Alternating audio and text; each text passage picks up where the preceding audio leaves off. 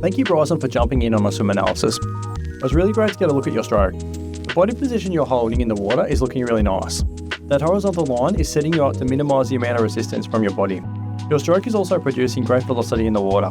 We're just looking at a few tweaks here. Now let's jump into a few focus points. First thing we'll talk about is the crossover midline you have on entry into catch phase. Now looking from above, let's look at your left hand entry. We can see as you bring your arm past your head, you overextend and drag your arm past your midline. It's only once you roll off your side position and look to start moving your hip down in the water, we see your body come out of alignment. Now the first alignment issue we see here is with your shoulders. Your left shoulder moves forward in the water, and this creates a movement in your upper body. We can see the curve in your back now, right in here. Because we have to force this curve, the next move is the lateral movement from your hips. And this whole movement creates a large curve through your body. When you're doing this both sides, we can start to see the energy required to move in this pattern is a lot higher than simply rolling. Not to mention there is a lot of resistance off the body as well. Now the last thing here with the alignment issue is a large stabilizing kick that you need to do to snap your body back into a neutral alignment. Now your right arm is a lot better than the left arm, but as you go past entry, we can see the next focus point, and that is the width of your stroke becomes an issue.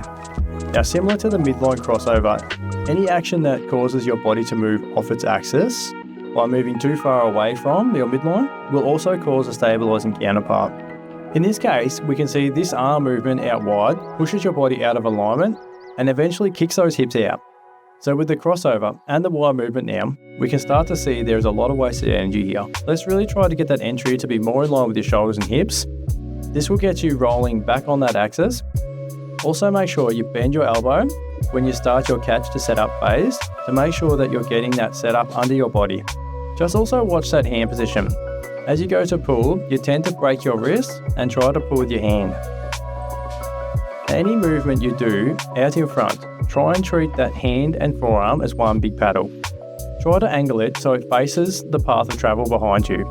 This will give you the ability to move in a forward direction with maximum velocity. Okay, the last thing we'll look at here is your timing.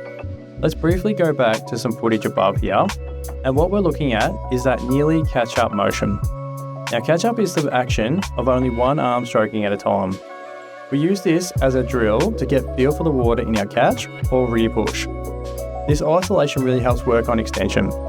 In your case, Bryson, the reason we don't want to use this is that both your hands are in front of your body for enough time to see a slight pause. Try and think constant pressure on the water at all times. Great work on this session, Bryson. Let's get another look at this shortly and see if we can get that rolling a little bit more efficiently. Keep it up, mate.